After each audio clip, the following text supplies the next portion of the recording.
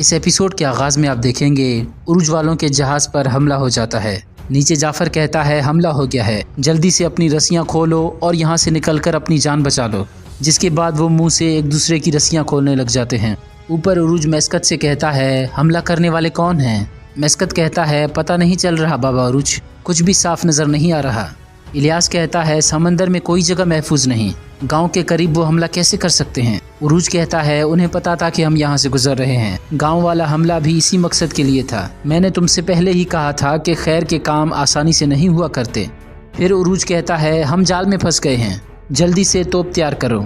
यहाँ खिजर जख्मी हालत में खड़ा होकर उनसे लड़ने लग जाता है। कुछ ही लड़ाई करने के बाद वो उस पर काबू पा लेते हैं।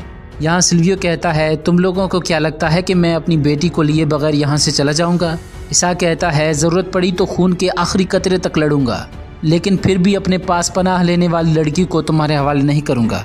ये सुनकर सिल्वियो अपने आदमियों से कहता है अगर ये हम पर हमला करने की कोशिश करते हैं तो पहले इन्हें मार देना और उसके बाद बच्चों को मार देना। ये सुनकर इजाबेल उनके सामने आ जाती है। सिल्वियो कहता है तो सबसे पहले कुर्बानी देने के लिए तुम खुद को पेश कर रही हो। इजाबेल कहती है मैं आप लोगों के साथ चल रही हूँ, अपने हथियार नीचे कर लो। ये सुनकर सिल्वियो कहता है आखिरी वक्त में तुमने दुरुस्त फैसला किया है। जिसके बाद वो इजाबेल को लेकर वहाँ से चले जाते हैं। उनके जाने के बाद इसाक दरवेश से कहता है अब हमें क्या करना चाहिए? जिसके जवाब में दरवेश कहता है सब्र करें और खिजर के आने का इंतज़ार करें। यहाँ उरूज अपने सिपाहियों से कहता है मेरा इशारा मिलते ही गोले दागना शुरू कर देना, सब गोले एक एक करके फेंकना, इकट्ठे नहीं फेंकना। सिकंदर कहता है हमारे गोले वहाँ तक नहीं पहुँचेंगे बाबा उरूज। उरूज कहता है मैं जानता हूँ, मगर वो कम से कम हरकत नहीं कर पाएंगे। इसी दौरान उनकी कश्ती पर एक गोला आकर गिरता है। जिसके बाद उरूज सबसे कहता है सब खैरियत से हैं? सब कहते हैं बिल्कुल बाबा उरूज। फिर उरूज मैस्कत से कहता है उनके हर गोले के बाद तुमने बंदूक से गोली चलानी है। जानता हूँ कि अंधेरा है, लेकिन उनको हमला होने का डर रहेगा। अपने सारे सिपाहियों को अहकाम देने के बाद उरूज कहता है बिस्मिल्लाह करो और दागो। ये सुनकर वो गोला चलाने लगते हैं।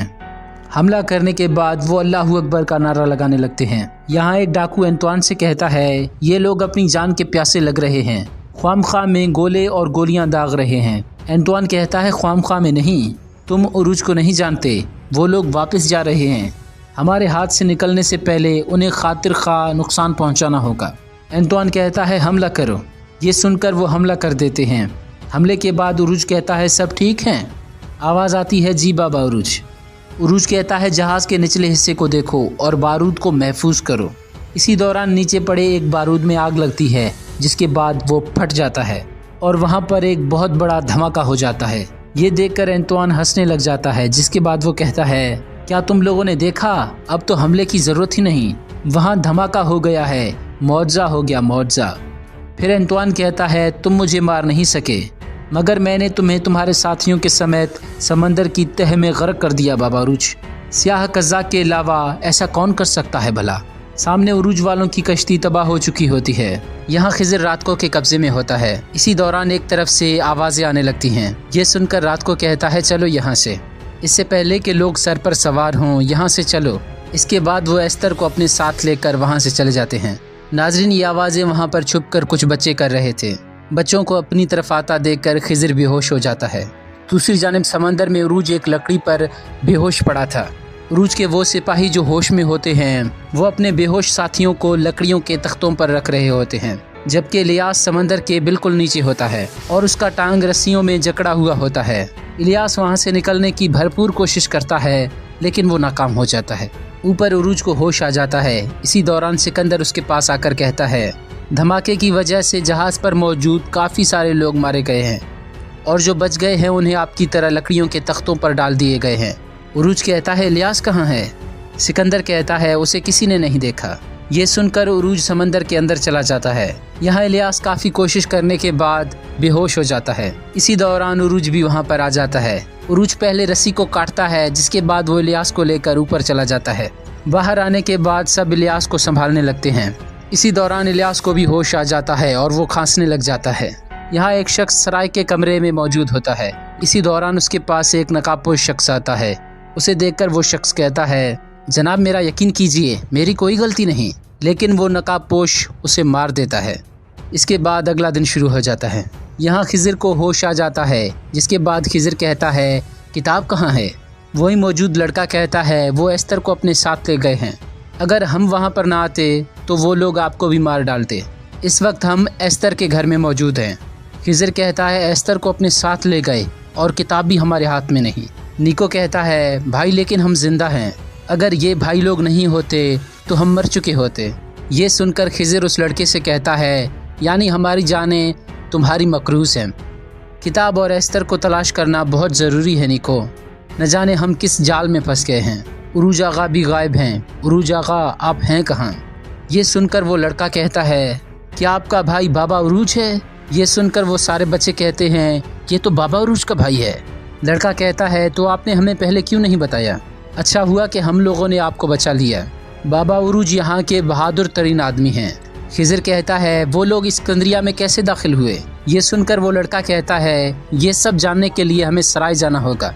ये सुनकर निको कहता है इसका सराय से क्या लेना देना? लड़का कहता है बंदरगाह में मौजूद रजिस्टर में हर आने जाने वाले जहाज़ के बारे में लिखा जाता है और सराय में जाकर किसी को भी रकम देकर इसके बारे में सारी मालूमात हासिल कर सकते हैं। यहाँ इज़ाबेल सिल्वियो के पास आ जाती है। सिल्वियो कहता है अब तुम्हें अकल से काम लेना होगा इज़ाबेल, तुम्हारे भाई की जान उन लोगों के हाथ में है और तुम्हारे बारे में वजाहत देने के लिए मेरे पास कोई अल्फाज नहीं। अगर तुम अपने भाई की ज़िंदगी बचाना चाहती हो तो अपनी मन मर्जियाँ बंद कर दो और मेरे हुक्म पर चलो। इज़ाबेल कहती है आपकी मर्ज़ी पर चलने का क्या मतलब है? उरूज के साथ काम न करूं, यही कहना चाहते हैं ना आप? सिल्वियो कहता है हाँ, उरूज अब हमारे सराय से भी दूर रहेगा क्योंकि अब वो अनीता से यानी हमारे इत्तेहाद से बाहर हो चुका है। हो सकता है कि उरूज नामी मुसीबत अब रहे ही ना। ये सुनकर इज़ाबेल कहती है इसका क्या मतलब है बाबा? सिल्वियो कहता है छोड़ो इसे, होटल में और भी बहुत सारे काम हैं जिन पर तवज्जो देने की ज़रूरत है। ये सुनकर इज़ाबेल परेशान हो जाती है। सिल्वियो कहता है हमारे सराय में एक कत्ल हुआ है। गोलन नामी ये शख्स ममलूक सल्तनत का ऊंचे दर्जे पर फाइज एक ओहदेदार था। मैं चाहता हूं कि इस मामले को तुम देखो। इज़ाबेल कहती है हमारे यहाँ कौन कत्ल कर सकता है? सिल्वियो कहता है ये तो तुम पता लगाओगी। ये सुनकर वो वहाँ से चली जाती है। यहाँ उरूज और उसके साथी समंदर से बाहर आ चुके होते हैं। इलियास बहुत जख्मी होता है और नजूमी उसका इलाज कर रहा होता है। उरूज उनके पास आकर कहता है अब क्या सूरत हाल है? समंदर से निकलते वक्त इसका बहुत खून बह रहा था, लकड़ी के टुकड़े निकालिए इससे। नजूमी कहता है बड़ा टुकड़ा निकाल लिया बाबा उरूज और छोटे ज़रात बाकी रह गए हैं। इसके बाद उरूज नजूमी को खंजर देता है। नजूमी कहता है खंजर का बिल्कुल साफ होना और बहुत गर्म होना ज़रूरी है, लेकिन हम आग कहाँ से लाएंगे? उरूज कहता है कुछ न कुछ इंतज़ाम ज़रूर कर लेंगे। ये कहकर वो आसपास कुछ तलाश करने लग जाता है। यहाँ एक सिपाही पेत्रो के पास एक कबूतर लेकर आता है। पेत्रो कबूतर के पैर से खत निकाल कर उसे उड़ा देता है। खत में लिखा होता है वो लड़की हमने हासिल कर ली जिसकी तलाश में खिज़र इस्कंदरिया गया था और खिज़र के पास जो किताब थी वो भी हमने हासिल कर ली। ये पढ़कर पेत्रो बहुत खुश हो जाता है, जिसके बाद वो कहता है रात को कामयाब हो गया है, अब उरूज का मामला भी निमट जाएगा और किताब हमारे हाथ लगते ही बाकी सिर्फ अबू मोहम्मद का मामला रह जाएगा।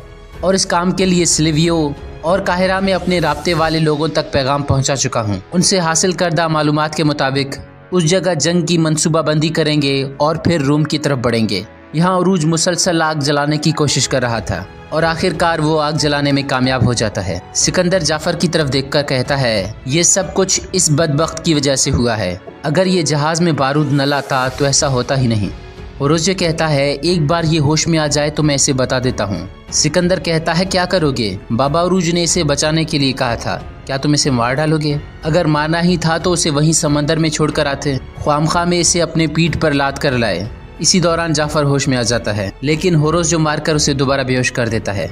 होरोज जो कहता है बाबा उरूज का हुक्म है तो मैं इसे नहीं मारूंगा, लेकिन इसे छोड़ूंगा भी नहीं। यहाँ नजूमी खंजर गर्म कर लेता है, जिसके बाद वो गर्म खंजर इलियास के जख्मों पर रखता है, जिसकी वजह से इलियास को बहुत तकलीफ हो रही होती है। यहाँ इसहाक सिल्वियो के पास आ जाता है, जिसके बाद वो उसे धमकाने लगता है। सिल्वियो कहता है मैं सिल्वियो हूँ, तुम पर दुनिया तंग कर दूंगा।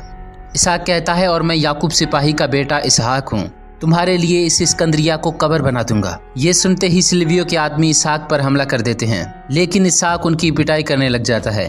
कुछ लड़ाई करने के बाद इसहाक उन सबको गिरा देता है, जिसके बाद वो सिल्वियो को पकड़कर कहता है मेरे पास खोने के लिए कुछ नहीं है, मारना या मरना मेरे लिए मामूली सी बात है। अगर तुम्हें तुम्हारी जान कीमती है तो अक्लमंद बनो और मोहतात रहो। अब के बाद कोई गलती की तो तुम्हें मसल कर रख दूंगा।